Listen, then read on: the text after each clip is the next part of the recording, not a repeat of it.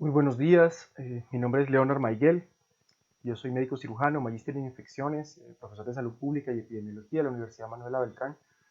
Vamos a hablar de lo que está ocurriendo de coronavirus, vamos a hablar de la decisión que tomó el gobierno ayer del confinamiento.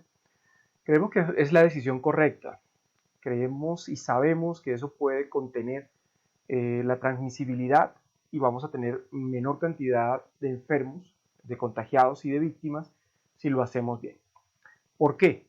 Entonces, por favor, vamos a empezar aquí a observar algunas imágenes. Voy a compartirles un artículo del Washington Post para que ustedes puedan observarlo.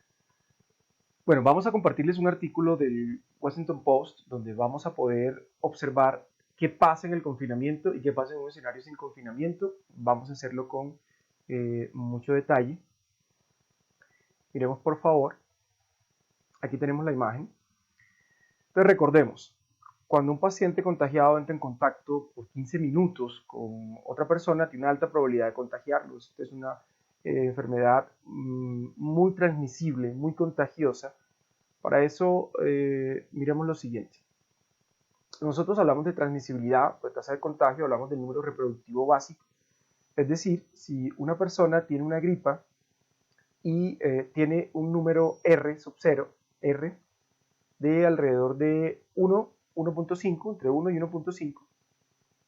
Es decir, de cada persona que esté en contacto con ella, cada persona infectada, va a contagiar a alguien más. Ese es el escenario para una gripa normal. Para coronavirus vamos a tener un escenario muy diferente. Lo vamos a tener entre 2 y 3, el número reproductivo básico. Es decir, cada persona va a terminar contagiando a 2 o a 3 personas. Esto se transmite mucho más rápido, ¿sí?, que una gripa normal. Por eso tenemos que actuar y por eso es tan importante el confinamiento. Es muy importante poder aislar a la población y evitar el contacto social. Vamos a ver ahora una gráfica cómo se vería los escenarios posibles. Tenemos un primer escenario donde las personas, donde no hay confinamiento, donde no se bloquean la entrada de nuevos casos, y tenemos una curva que crece muy rápidamente. En muy pocos días, en un mes, tendríamos un número de casos enorme y saturados los servicios de salud y por ende mala calidad del servicio. Claro, con los servicios saturados no vamos a tener una buena atención y muchas muertes.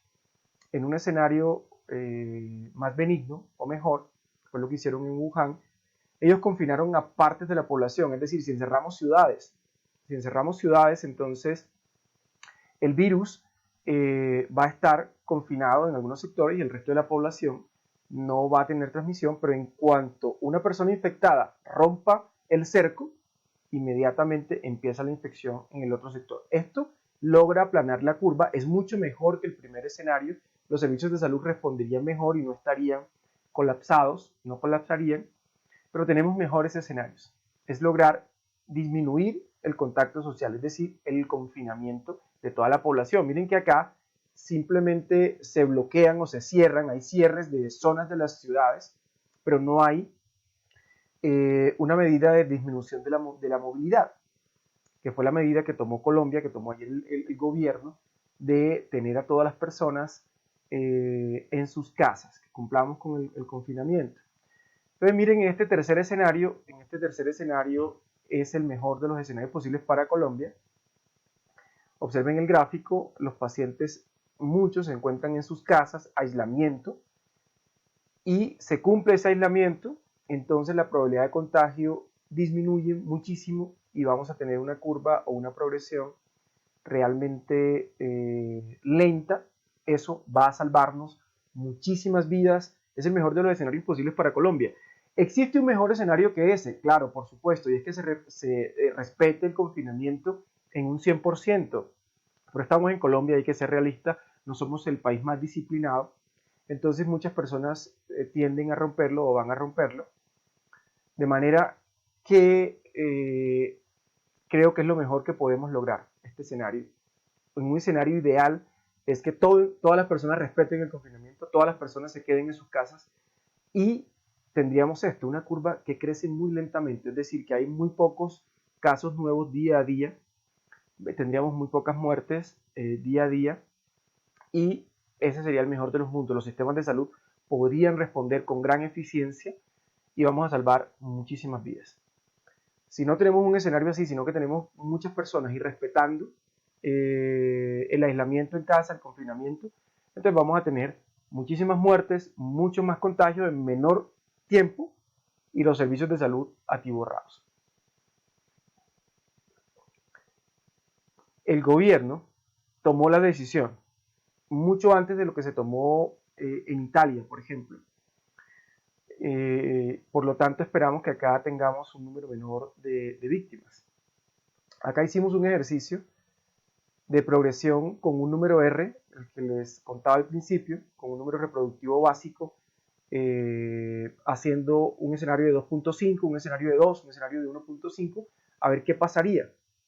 Entonces acá tenemos que en un escenario, el peor de los escenarios, con un número bien alto, de 2.6, tendríamos entonces que hacia el día 6 de abril podrían haber 17.000 infectados. En sí, nosotros con un número menor de contagio o haciendo o respetando el confinamiento de manera parcial, podríamos tener alrededor de entre 2.000 y 5.000. Vayamos un poco más allá, hacia el 9 de abril, tendríamos alrededor de 5.000, pero si hacemos un confinamiento muy estricto y las personas disminuyen la movilidad, tendríamos alrededor de 1.000 infectados hacia el 9 de abril. Ese sería el mejor de los mundos. Ahora, esto no es exacto, depende de que respetemos el confinamiento en casa, depende que no sigan entrando casos, depende, bueno, hay otras variables, esas son las dos más importantes, pero si lo hacemos bien, vamos a salvar muchísimas vidas.